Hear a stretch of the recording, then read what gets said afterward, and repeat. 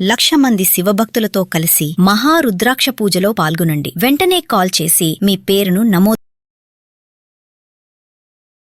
అమ్మ నమస్తే అమ్మా. నమస్తే. నమస్తే. అమ్మ కొంతమంది ఇంట్లో పిల్లలు ఉంటారు. ఎలా ఉంటారంటే ఊరికే అదేదో అంటారు చూడండి, మల్లె పువ్వుతో కొట్టినా కూడా నొప్పని ఏడుస్తూ ఉంటారు పిల్లలు అని. అంటే అంత సుకుమారంగా అయిపోయి ఉంటారు పిల్లలు. స్కూల్లో లేదా ట్యూషన్స్లో ఏదన్నా చిన్నగా ఏదన్నా అరిచింటారు, అరవకపోతే పనులు నడవవు. దాన్ని ఇంటికెళ్ళి పేరెంట్స్ చెప్పంగానే పేరెంట్స్ కొంతమంది దీన్ని పెద్ద ఇష్యూ చేసేసుకుంటారు. పిల్లల ముందరే వాళ్ళని అంటారు, వాళ్ళకి రెస్పెక్ట్ ఉండదు, పిల్లల ముందర భయం అంతకన్నా ఉంది. ఎందుకమ్మా ఇలా జరుగుతుంది అంటే పిల్లలు ఏది చెప్పినా కొందరు బ్లైండ్గా నమ్ముతారు. ఈవెన్ నేబర్స్ దగ్గర విషయంలో ఆయన పక్కింటి వాడు ఏమనకపోయినా పోయి వీళ్ళు చెప్పినారు అంటే బ్లైండ్గా నమ్మేస్తారు. అఫ్ కోర్స్ మన పిల్లల్ని మనమే నమ్మాలి, బట్ అన్ని వేళలా కాదు కదా. దీన్ని మనం వచ్చేసి సైకాలజీలో ఓవర్ ప్రొటెక్షన్ అని. అయితే కథతో ఇలాగే ఒక సైంటిస్ట్ అలా ఎప్పుడు ఏదో ఒకటి ఆలోచిస్తుంటారు కదా వీళ్ళు సైంటిస్టులు, ఇంకేం చేద్దాం అని చెప్పి. సో అలా తోటలో తిరుగుతూ ఉంటే ఒక చిన్న పట్టుగూడులోంచి అదే గొంగళి పురుగు పడుకుంటుంది కదా చక్కగా ఆ గూడులో. సో తర్వాత సీతాకోక చిలుక రావడానికి చిన్న రంధ్రం చేసుకొని బయటకు వస్తుంటే ఈయన సైంటిస్టే, కానీ సమ్టైమ్స్ చూడండి మనం కూడా ఒక్కొక్కసారి ఏంటి అయ్యో వాళ్ళు కష్టపడుతున్నారా అని సహాయం చేయడానికి వెళ్తాం. సో ఆయన గబగబా లోపలికి వెళ్ళి ఫాస్ట్గా అది కష్టపడుతుందని చిన్న కత్తెర తీసుకొచ్చి ఆ హోల్ని పెద్దది చేశాడు జాగ్రత్తగా. చేసేసరికి అది ఈజీగా బయటకు వచ్చేసి ఎగరలేకపోతుంది, కింద పడిపోయింది. అదేంటి దానికి ఏమవుతుందంటే అది అలా గూడులోంచి అలా ఫ్రిక్షన్తో ఓకే ఒత్తిడితో బయటకు వస్తే దాని బాడీలో కొన్ని ఫ్లూయిడ్స్ రిలీజ్ అవుతాయి. ఆ రిలీజ్ అవ్వడంలో అది ఏమవుతుందంటే దాని రెక్కలు బలంగా తయారవుతాయి.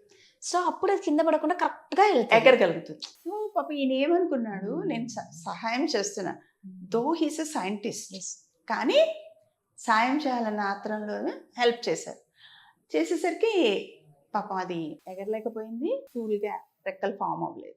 సో మనం కూడా మన పిల్లల్ని అలాగే తయారు చేస్తాం. సూపర్. అంటే కష్టపడనివ్వట్లేదు, చిన్నగా కూడా లేదు, ఆలోచించనివ్వట్లేదు.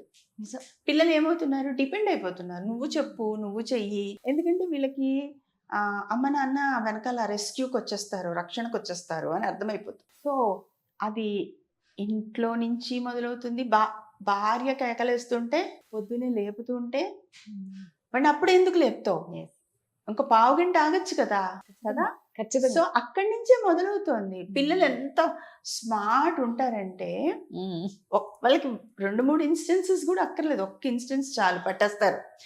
ఎవరు మనని వెనకేసుకొస్తున్నారు, సో వాళ్ళ వైపు వెళ్ళిపోదాం.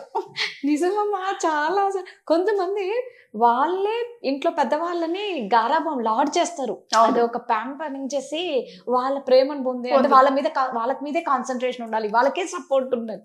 మీరు అన్నట్టు చాలా షార్ప్ ఉంటారు పిల్లలు. మనం ఏమనుకుంటాం, మనం పెద్దవాళ్ళం కదా, మనకి ఏదో చాలా తెలుసు. ఈ ఓవర్ ప్రొటెక్షన్ ఏమవుతుంది అంటే, మీరు గమనించుంటారు ఎప్పుడన్నా పిల్లలు ఎవరింటికన్నా మీరు వెళ్ళినప్పుడు చిన్న వాళ్ళు ఎవరైనా కనిపిస్తే పేరేంట్రా అంటే వాళ్ళు ముద్దుగా చెప్తుంటే మనం మళ్ళీ వినాలని ఆశగా ఉంటుంది కదా, ఊరగాయ వచ్చే మాటల్లాగా. సో పేరెంట్స్ చెప్పేస్తారు ఆ పేరు. ఇక్కడ కూడా కష్టపడద్దు, పిల్లలు కష్టపడద్దు, దేనికి కష్టపడద్దు. ఆడితే ఒళ్ళంతా తడిచిపోయింది, చెమట పట్టొస్తుంది, అయ్యో చెమట పడితే ఎట్లా. దగ్గర నుంచి టీచర్స్ ఎదుర్కొంటా, మీరు అన్నట్టు టీచర్స్ దగ్గరికి వెళ్ళి టీచర్స్ మీద ఫైట్. మా ఫౌండేషన్ నుంచి గవర్నమెంట్ స్కూల్స్కి వెళ్ళి వాలంటరీగా వర్క్ చేస్తాను. ఒక స్కూల్కి వెళ్ళినప్పుడు ఒక సార్ అన్నారనమాట, అమ్మ నాకెందుకమ్మా 2 ఏళ్లలో రిటైర్ అయిపోతున్నా, నేను ఏమన్నా నోట్స్ పూర్తి చేయలేదేరా అని అడిగితే, క్లాసులో పాఠం వినరా అంటే కూడా పేరెంట్స్ వచ్చేస్తున్నారమ్మా దెబ్బలాటకి, ఇంకా మాకెందుకు చెప్పండి, వాళ్ళకే లేనిది మాకెందుకమ్మా అనేసి ఆయన. నిజంగా చాలా బాధ అనిపించింది. అంటే పెద్ద ప్రాబ్లమ్స్ ఏదో గంటలు ఎండలో నిలబెట్టడం, లేకపోతే ఇంకేదో చేయడం, ఘోరంగా కొట్టడం జరుగుతున్నాయి. We too agree that. కానీ నార్మల్ విషయాలు వాళ్ళు ఒక డిసిప్లిన్లో వెళ్ళాలి అన్నప్పుడు అనాలి, ఒక మాట చెప్పాలి, ఒకసారి గట్టిగా మాట్లాడాలి, ఇవన్నీ ఖచ్చితంగా. ఉంటాయి కదా. సో అది తల్లైనా, అటు స్కూల్లో టీచర్ అయినా, ఇటు తండ్రి అయినా ఎవ్వరూ అంత ఓర్పుతో ఓపికతో ఎప్పటికీ ఉండరు. పిల్లలకి నేర్పే క్రమంలో ఒక్కొక్కసారి హద్దు మీరొద్దు, కానీ చెప్పాలి కదా. అంటే అంటారు చూడండి అమ్మ, ఒక దెబ్బన పడంది కానీ ఇప్పుడు మనం బండి డ్రైవింగ్ నేర్చుకున్నాక అందులో నుంచి కింద పడితే కానీ పర్ఫెక్ట్ కామ్ అంటాం. కానీ ఇవాళ అసలు ఆ కాన్సెప్టే లేదు, కొట్టద్దు అనే కాన్సెప్ట్లోనే ఉన్నాము. సో మాటతో చెప్పొచ్చు, మన బిహేవియర్తో చెప్పొచ్చు, చిన్నగా పనిష్మెంట్ లాగా నుంచో ఒక పావు గంట అనొచ్చు, మళ్ళీ అది గంటలు గంటలు కాకూడదు. భయం అనేది ఉండాలి కదా. చిన్నగా, అంటే భయం కూడా కాదు, కాన్సిక్వెన్స్ తెలియాలంటే Right. నేను ఇది చేస్తే ఇది జరుగుతుంది కరెక్టే కదా. దాన్ని భయం, మళ్ళీ భయం అనేది వచ్చేస్తే మీకు ఫ్యూచర్లో భయం, భయం మనిషితో మాట్లాడడం భయం, ఏమన్నా అంటారేమో అని భయం, దాన్ని డెవలప్ చేసుకుంటారు. అందుకని చెప్పి కాన్సిక్వెన్స్ అన్నమాట.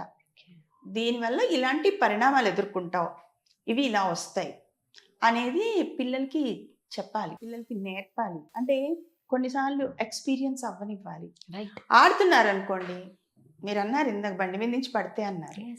సో వింటుంటాం, కొంతమంది అమ్మలు అంటుంటారు, దెబ్బతగిలిందా, స్ట్రాంగ్ అవుతావులేరా. అవును, కొందరు అలాగే ఉంటారు. కొందరు ఎలా అంటారు, కొంతమంది అసలు ఆడకు నువ్వు అంటారు. అవును, కింద పడతారని. ఎందుకమ్మా, నేను కూడా అలాగే ఉండేదాన్ని.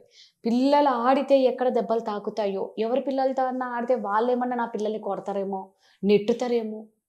అది మరి నిజంగా. ఇదివరకు 5-6 పిల్లలు ఉండేవాళ్ళు, అందరు పొలం ఆడుకుంటూ ఉండేవాళ్ళు. అందుకే మా అమ్మ అంటది, ప్రపంచంలో నువ్వు ఒక్కదానివే కన్నావా, ఎవరు కనలేదా పిల్లలు. బట్ ఒక తుమ్ము ఈవెన్ మీరు నమ్మరమ్మా, మా కజిన్ పిల్లలు అందరు కలిసి ఆడుకుంటూ ఉంటే పిల్లలు తుమ్మారు అనుకోండి, ఎవరు తుమ్మింది, నా కొడుకేనా, నా పిల్లడా, ఆ తుమ్ము కూడా నేను తీసుకోలేను. అదే అంటే అదే అయిపోయాం, ఓవర్ ప్రొటెక్షన్ అయిపోయి వాళ్ళని ఏమీ చేతకాని వాళ్ళలాగా చేసేస్తున్నాము. సో రేపు పొద్దున్న వాళ్ళు ఎక్కడన్నా చిన్నగా ఆలోచించి చేయాల్సి వచ్చినప్పుడు, చిన్న హడ్డీలు వచ్చినా నిజంగా. వాళ్ళు తట్టుకోలేరు. దాన్ని ఎట్లా మేనేజ్ చేస్తారు వాళ్ళు? వాళ్ళు, తర్వాత అదే మీరు యా, అంటుంటే అనిపిస్తుంది. వాళ్ళకి పక్కన ఉండండి, నేనున్నాను అనే భరోసా భరోసా ఇవ్వండి, నేర్చుకోనివ్వండి. అది కావాలి. అంతేగాని ఇప్పుడు వర్షం పడుతుంటే కూడా సన్న చినుకులో ఏమీ అయిపోదు, తడవనివ్వం. ఆ పిల్లల ఫీల్ ఇవ్వనివ్వం, ఎప్పటికీ ఆ పాపం ఆడుకుంటా అన్నా కూడా బంధించి లోపల వేసేయడమే. సో ఓవర్ ప్రొటెక్షన్ తోటి దే లూజ్ సో మచ్. అప్పుడు ఏమవుతుంది, నెక్స్ట్ జనరేషన్ మీద రిఫ్లెక్షన్ పడుతుంది. వాళ్ళు మేము ఇవన్నీ ఎంజాయ్ చేయలేదు, లెట్ దెమ్. సో వాళ్ళు ఏం తయారవుతారు, పూర్తిగా నేను ఏది కావాలంటే చేస్తాను అన్నట్టు తయారవుతారు. సో ఇది చాలా చాలా ఇంపార్టెంట్. ఏమంటారు చూడండి, ఇది దొమ్మరాట అంటాం కదా, దానికి తీగ మీద నడుస్తూ ఉంటే ఎంత బ్యాలెన్సింగ్ కావాలో, పిల్లల్ని పెంచడం కూడా అంత బ్యాలెన్సింగ్ గా, కాన్షియస్ గా అయిపోయింది.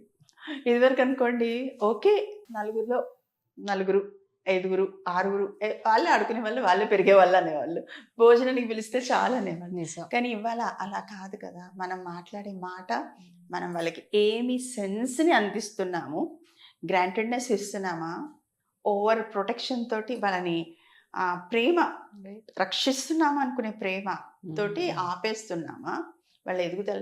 ఎప్పటికీ ఈ చిన్న స్కూల్స్లో ఉండరు కదమ్మా, రైట్. బయటికి వెళ్ళాలి, ఆ ప్రపంచంలో నిలబడాలి. మీకు గుర్తుందో లేదో, ఒకటి జేడి చక్రవర్తి మూవీ ఒకటి, నాకు పేరు గుర్తులేదు, అందులో ఒక పాట ఉంది, కాలేజీలో ఉంటే మహారాజులు ఈ గేటు దాటితే సామాన్య ప్రజలవుదురు అని పాట ఉంది. క్లాస్ రూమ్ లో తపస్సు చేయడం వేస్ట్ రా గురువు అని. సో అలాగా మన గుమ్మం దాటితే మన ఇంట్లో మన బిడ్డలు యువరాణి యువరాజు కదా, బయటకు వెళ్తే సామాన్యుడు ప్రజలు. సూపర్, కరెక్ట్ అమ్మా. సో ఈ ఓవర్ ప్రొటెక్షన్ కాకుండా ప్రొటెక్ట్ చెయ్యండి, it should not be over. Super. Over action చెయ్యకురా అంటారు కదా. అవును, మీరు చెప్పింది చాలా కరెక్ట్ అమ్మా. సో నేను కూడా అమ్మో నిజమే, ఇది చేయడం కరెక్ట్ కాదు అన్న ఫీల్ నాకు కూడా తెప్పించారు. Thank you.